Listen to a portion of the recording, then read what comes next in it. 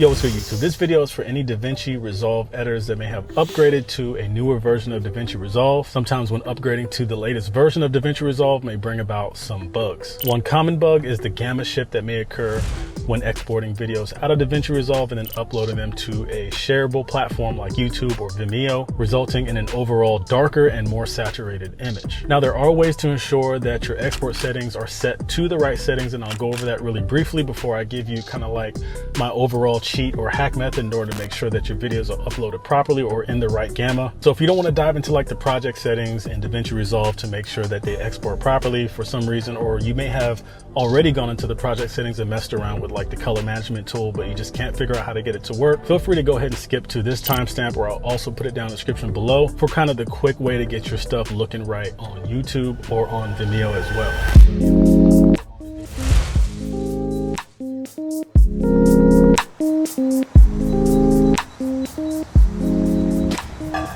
Guys, just a really quick disclaimer, man. If you work on a professional set, like you do short films, I'm not a professional colorist, man. I'm not a professional, like, you know, big time production, large budget commercials or anything like that. So essentially, this is just a workaround that I've discovered that seems to work for me, and I've kind of implemented into my workflow. Now, if you do find yourself working on like bigger movie sets or like bigger short films or anything like that, this video is really not gonna be for you, man. This video is kind of structured more towards like the smaller YouTuber or like the smaller kind of vlogger out there like myself. I shoot kind of like independent, low budget music videos and things of that nature. So like I said, man, if you guys make like hundreds and thousands of dollars on like professional sets, this video is not for you, man. You already know everything there is to know about filmmaking.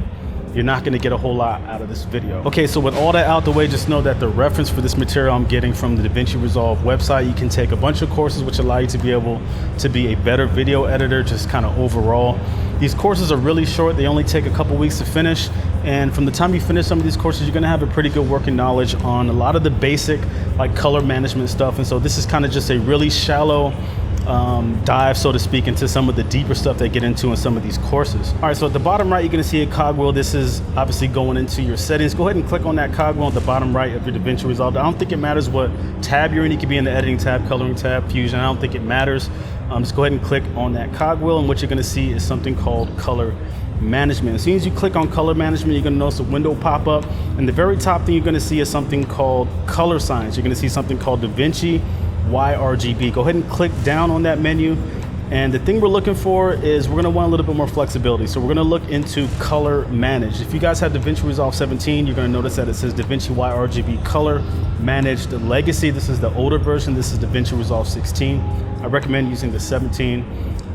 I'm using it with really no issues on my end. All right, so after you've clicked on Davinci YRGB color manage, the very next thing you'll see on the bottom of that is color management presets. Now, this is essentially what Davinci Resolve is gonna see as the type of footage or the color science that you're putting into the Davinci Resolve editing software itself. So go ahead and click down on that menu. If you're shooting on something like a cell phone, like I tend to shoot on sometimes, or if you're shooting on something like a Canon T7i, something that basically you're not shooting in log in, like a T7i or a 60D or something like that, 9 times out of 10 you're gonna pick on Rec 7, actually 100% of the time, because you're not shooting in log. So go ahead and pick Rec 709 if you're shooting on something that does not shoot in log or in raw. Now, if you are shooting in log or raw, like I'm currently shooting on right now, the footage you're looking at me on right now is out of the Pocket 4K in Blackmagic RAW 12:1 compression ratios. And so what I had to do for this particular footage is I went down and I picked Blackmagic Design Pocket 4K Film Generation 4 Color Science. So going down that menu system as well, you're gonna see something called Output Color Space, or something to do with that effect. I forget exactly what it says on 16. For this Output Color Space, you're gonna wanna look for something called Rec 709 Scene. Now, previously on Davinci Resolve 16, I used to use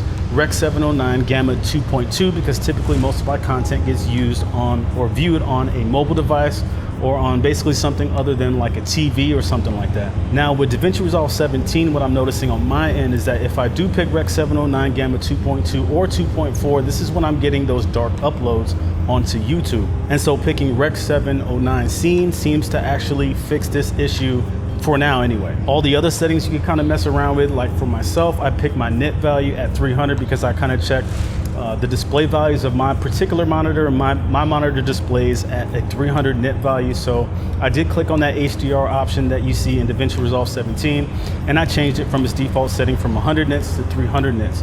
You don't have to, this is just something I decided to do on my end. Now, as long as you chose the correct input color space and the correct output color space, you should be good to go. But if not, there is a workaround that I've been using when I was on DaVinci Resolve 16, because this method wasn't working on that latest version that came out right before 17 launched. iPhone 12, man. Okay, so improve Siri and dictation. Help improve Siri and dictation by allowing Apple to store your audio in interactions with Siri dictation. And this is where I give permission for Apple to be listening into everything I say. I don't know. Anyways, man, if you want to see the filmmaking differences between the iPhone 8 and the iPhone 12, this is not like the big Pro Max or whatever it is. So if you guys want to see the filmmaking differences between, or like the dynamic range or whatever between the iPhone 8 and the iPhone 12, I'm gonna be doing a video on that specifically using the Filmic Pro app with the cinematography pack and everything like that. So if you guys want to see a video like that, make sure you subscribe to this channel. I'm probably going to put out that video next week, so stay tuned. This is 10-bit on the iPhone 12 utilizing Filmic Pro. Now at the time of this recording, if you do shoot in 10-bit color on the iPhone 12 utilizing Filmic Pro, you cannot shoot in slow motion or in S-Log as well. So just something to keep in mind in case that is something that is important to you. Now Filmic Pro probably will have an update here shortly to go ahead and facilitate that S-Log and slow motion while also filming in 10-bit. But as of the recording of this video, you cannot shoot in slow motion or in S-Log. So if that's something that's important to you, man, just something to keep in mind.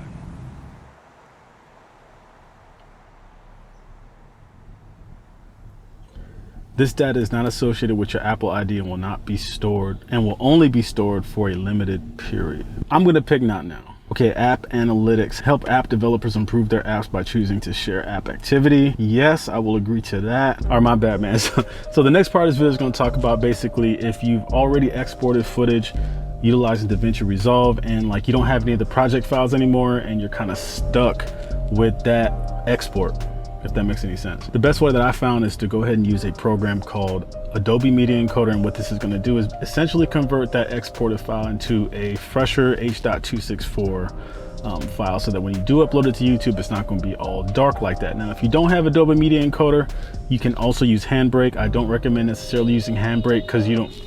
Now, I'm not going to recommend that you use Handbrake just for the mere fact that you don't have a lot of the options afforded to you in Adobe Media Encoder when it comes to utilizing like higher bit rate or you know, maximum render speeds and maximum depths and stuff like that. You're not going to have a lot of those options afforded to you in Handbrake, but it is free and it does get the job done. So we're going to go over that towards the end of the video. I'll put another timestamp either in the description or I'll put it right here as well if you don't have Adobe Media Encoder. What is my Gmail password, bro? All right, man, so utilizing Adobe Media Encoder is relatively easy. All you need to do is open up Adobe Media Encoder, choose your favorite flavor of codec. In this case, we're going to choose H.264. If you see something on the right under the presets and it says H.264, that is the preset that we're going to be using for this particular conversion. Now, within those H.264 presets, you're gonna see different resolutions. Simply choose the resolution you want. This is a good opportunity to go ahead and take that 1080 or 2.7K export that you did from DaVinci Resolve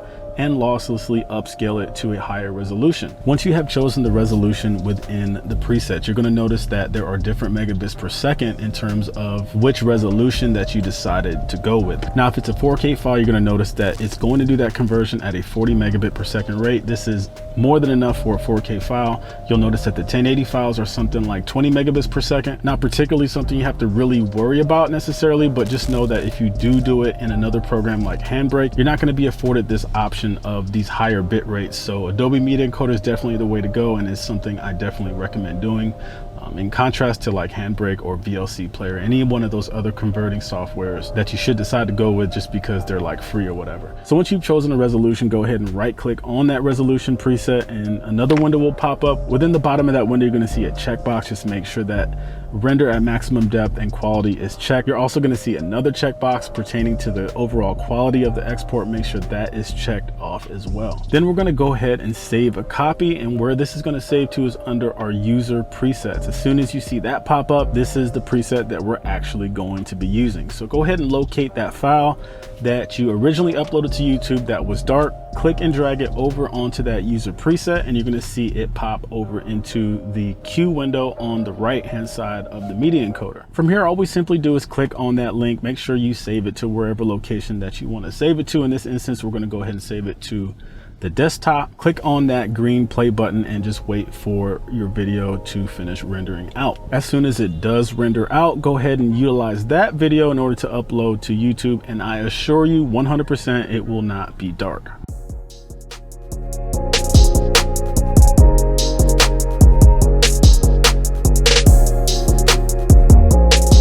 So as promised, if you don't have Adobe Media Encoder, you can use a program called Handbrake. Handbrake is a free software that pretty much converts any video to any codec that you want. Now, Handbrake is pretty much fire and forget. It's very user friendly, but like I said earlier, you don't have those opportunities afforded to you within this software to ensure that you're exporting at the maximum bit depth and to be able to change like the bit rate, speed, and all that stuff. But it will 100% get the job done. So go ahead and open Handbrake, click import, locate your file wherever it is, and essentially whatever settings that Handbrake detects is going to essentially emulate those settings, except obviously that exported file is going to be a nice fresh H.264 file, so that when you upload it to YouTube, it's not going to appear like dark or oversaturated or anything.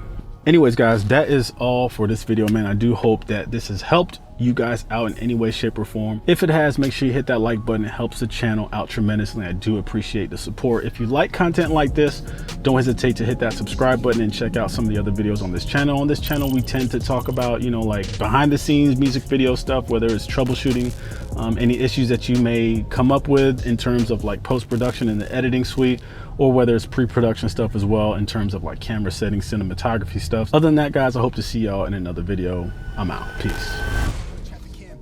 One shot to navigate the labyrinth of keeping it late, burn it down to the ash. My life is much more than imagine. I got where I'm at with the passion. Traded all to live it backwards. Pray we make it through the night. Oh, we make it through the night.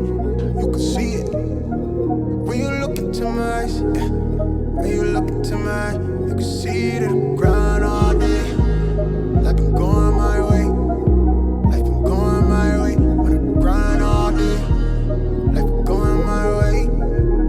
Going my way. Yeah, the word on my back like I'm Atlas. Lit down the ashes. Shit do not come with no practice. Recipe, passion, and liquor with God in the passenger. Prayer to crashes. I'm in my basket. Blissful but ignorant. I'm dapper but ratchet. I play around in the traffic. I take the risk. Look at me stack up the chips. I play roulette with the magnet. Right till I die. I'm not afraid of the casket. I'm on the run. I'm chasing the thrills. I'm hungry. I'm starving. I lust for the meal. Lately, I'm blue like the bills. Yeah. I'm elevated, overeducated. I run the race for who I resonate with. I break the bread with you who work the late shift. Break the ground, shake up the simulation. Reshape the sound, needed renovation. All that they quickly vacated the premises. I feed off my enemy entities.